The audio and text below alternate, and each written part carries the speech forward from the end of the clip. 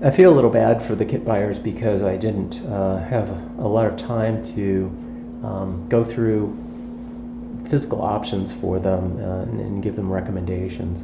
And so they ended up kind of scrambling, I think, unfortunately.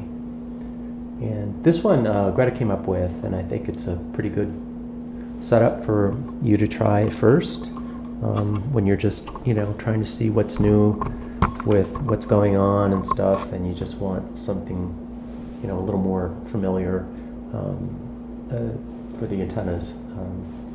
So this is just a box, with the pitch antenna plate on it, and I've angled it a little bit just by taping it at the top and letting the natural springiness of here spring it out, and then some blue tape was there, and then the volume plate's over here just sitting in a box.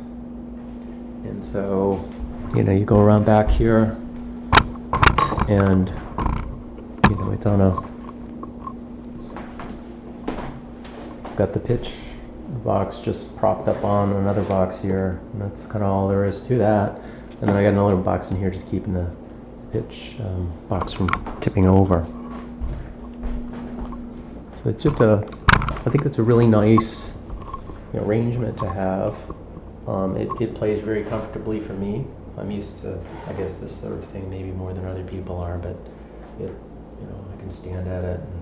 And if you sit at it, you're going to have to lower everything, particularly the volume plate, I think.